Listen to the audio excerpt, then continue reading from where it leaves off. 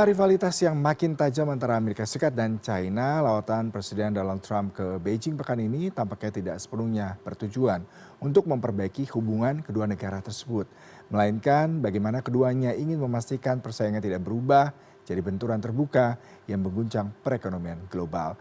Hal ini sudah dan untuk membahas hal ini sudah bergabung melalui sambungan virtual Profesor Poppy Sulestiani Winanti, Guru Besar Hubungan Internasional UGM. Selamat pagi, Prof.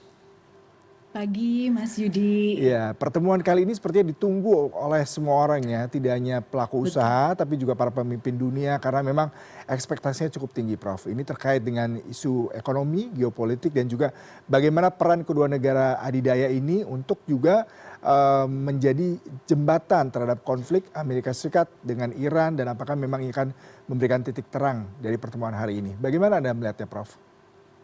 Betul Mas Yudi ya, ini pertemuan yang saya kira ditunggu-tunggu, bukan saja karena kedua negara sudah terlibat di dalam yang kita sebut sebagai perang dagang, yang sudah berlangsung sebetulnya agak lama sejak Presiden Trump menduduki posisinya di periode yang pertama sebelumnya.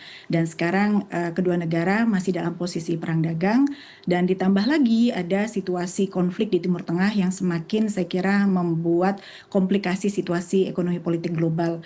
Karenanya pertemuan ini sangat ditunggu-tunggu dan tentu saja bisa kita lihat dari dua aspek. Secara simbolis, saya kira pertemuan ini bisa menunjukkan gestur bahwa kedua negara sebetulnya masih punya keinginan untuk berdialog, dan secara simbolis itu penting karena keduanya adalah negara adidaya. Dan secara substansi saya kira apabila nanti kedua negara yang diprediksikan akan mendiskusikan beberapa aspek, mulai dari mencari solusi yang lebih jangka panjang dari situasi perang dagang yang berlangsung di antara keduanya, lalu kemudian tentu saja isu tentang Taiwan yang selalu menjadi isu sensitif di antara kedua negara, dan yang tadi disampaikan Mas Yudi tentu saja bagaimana pertemuan kali ini bisa mendorong munculnya lagi-lagi solusi yang lebih jangka panjang terhadap konflik yang ada di Timur Tengah. Nah, justru karena melihat perkembangan semacam itu dan agenda yang sangat penting untuk didiskusikan, saya kira pertemuan tingkat tinggi ini di antara Trump dan Xi tentu saja kita tunggu hasilnya dan bagaimana dia tidak saja secara simbolis menunjukkan adanya gestur keinginan dialog instead of konfrontasi, tetapi juga mungkin kita perlu melihat secara substansi apakah bisa mendapatkan kesepakatan yang lebih berarti. Saya kira itu sih, Mas Iya, Yudi.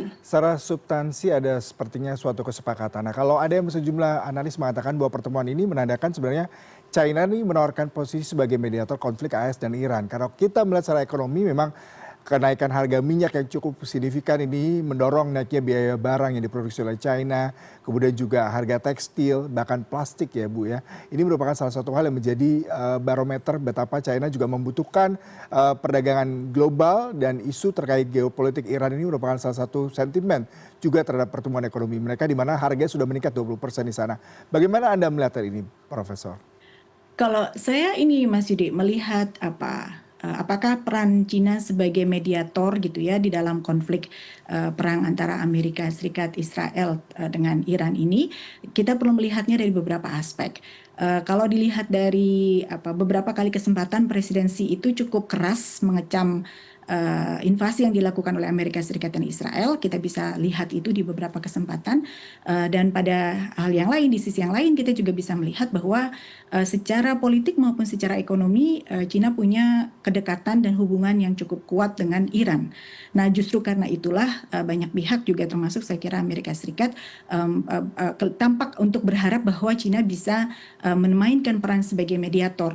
Cina sendiri menyadari kondisi itu, tetapi kalau saya boleh lihat gitu ya, mengobservasi apa yang dilakukan pemerintah Cina selama perang ini berlangsung, ada keinginan untuk melakukan mediasi, tetapi juga ada kehati-hatian yang luar biasa.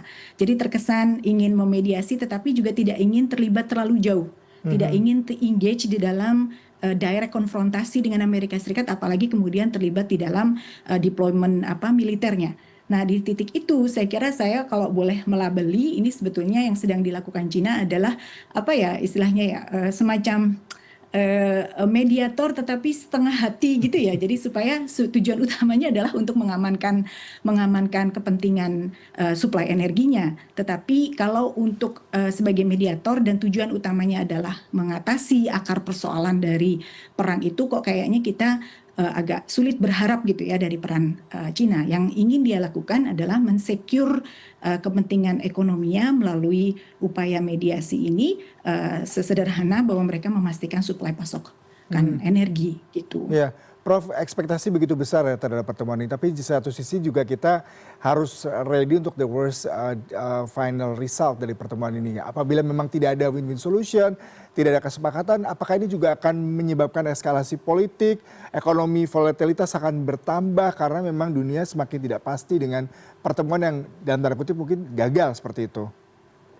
Tentunya Mas Yudi. Tetapi tadi saya katakan secara simbolis saja ketika kedua pemimpin ini sudah apa istilahnya punya keinginan untuk bertemu, itu secara simbolis menunjukkan bahwa keduanya punya keinginan untuk menunjukkan stabilitas dunia itu penting.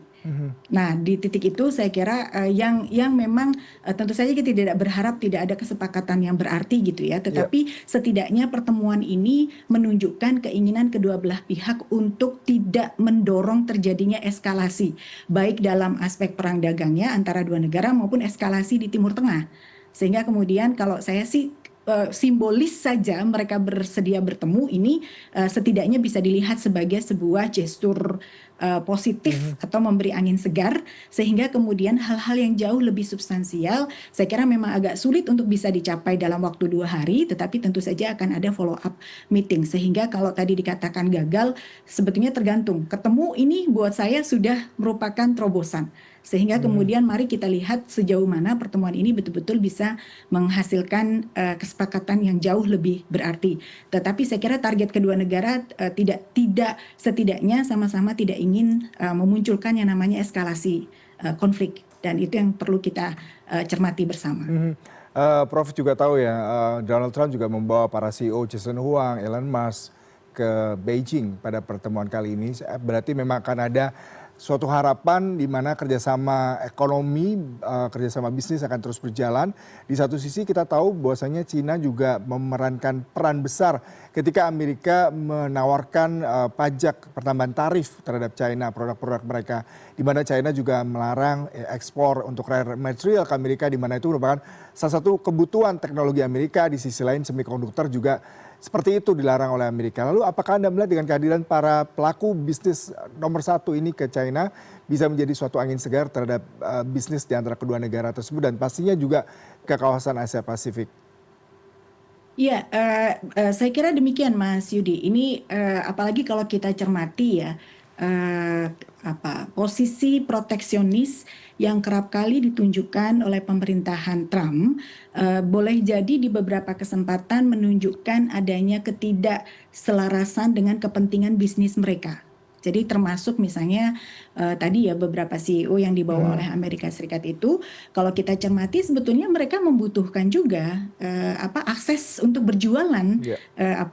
teknologi tinggi ini ke pasar Cina. Ya. Dan ini yang berseberangan tentu saja dengan kepentingan pemerintah Amerika Serikat yang lebih melihatnya tidak dari kacamata ekonomi tetapi lebih ke kacamata national security. Ya. Nah, disinilah saya kira menariknya ketika para CEO ini dibawa bisa membuat negosiasinya ini jauh lebih tidak either or, ada kesempatan untuk kemudian membuka tadi kalau kekhawatirannya Mas Dwi ini akan gagal gitu ya. Justru ketika saya melihat ada banyak CEO yang dibawa mungkin bisa lebih menyuarakan kepentingan bisnis yang melihat ini dari kerjasama ekonomi yang punya kontribusi besar bagi mencari solusi yang lebih jangka panjang terkait dengan perang dagang yang tengah berlangsung di antara mereka. Ketimbang melulu hanya dari kacamata pemerintah Amerika Serikat yang melihatnya dari national security. Padahal misalnya ini CEO ini butuh pasar Cina dan mereka melihat memberikan kesempatan atau memberikan akses kepada perusahaan Cina untuk mendapatkan teknologi Amerika Serikat itu dilihat sebagai sebuah upaya strategis untuk memunculkan ketergantungan teknologi perusahaan-perusahaan Cina kepada perusahaan Amerika Serikat, dan itu bisa dilihat sebagai strategi bisnis kalau dari kacamata pebisnis gitu. Ya. Nah, inilah yang kemudian sementara dari sisi Cinanya saya kira mungkin penting juga untuk menunjukkan bahwa mereka mungkin mau bernegosiasi terutama terkait yang tadi disampaikan Mas Yudi soal relaksasi untuk restriksi yang selama ini mereka berikan terhadap ekspor critical mineral yang juga dibutuhkan oleh Amerika Serikat. Prof, ini menarik ada pernyataan dari Stephen Olson dari IS Yusof Ishak Institute yang mengatakan negara-negara ASEAN ini justru khawatir perubahan tarif AS terhadap produk China ini nanti akan mempengaruhi relokasi industri dari China, Vietnam ke negara-negara Asia Tenggara lainnya. Jadi ada ketakutan sebenarnya pertemuan ini juga di satu sisi blessing from disguise juga bagi negara-negara Asia Tenggara yang lain karena kan sebelumnya China ini dengan kondisi perang tarif ini menguntungkan ya buat negara-negara seperti Indonesia sehingga kita punya alternatif untuk mengekspor barang, kemudian juga negara-negara lain Vietnam. Tapi seandainya kedua negara ini jadi unite, mereka justru malah ketakutan prospek bisnis akan terganggu. Bagaimana Anda melihat ini, Prof?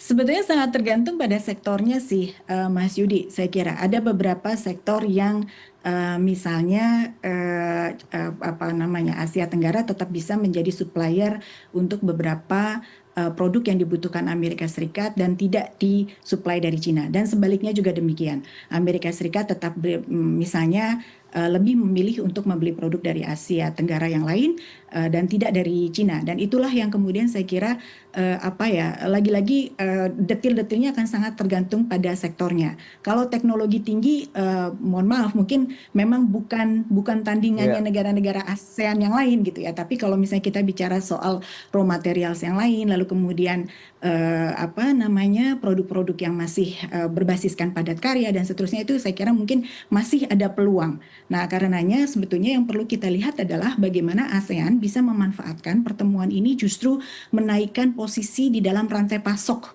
regional juga gitu. Jadi tidak vis-a-vis langsung gitu ya, tetapi membangun bagaimana supaya bisa tetap meningkatkan kapasitas untuk terlibat di dalam rantai pasok regional maupun global. Begitu Mas Yudi kalau menurut saya. Sangat menarik sekali perbincangannya Prof. Ropi, sayang sekali waktu yang terbatas. Salah satu yang menarik tadi, bahwa saya pertemuan kedua negara ini sudah memberikan simbol positif ya. Terbukti harga minyak juga terkoreksi lebih murah pada hari ini. Dan diharapkan pertemuan ke depan bisa memberikan angin segar. Tidak hanya sekedar ekonomi tapi juga isu geopolitik. Karena kedua negara adidaya ini begitu berperan terhadap kondisi perekonomian dan juga politik dunia. Terima kasih Prof untuk perbincangannya pada pagi hari ini Prof. Salam sehat selalu. Terima kasih, sehat Mas.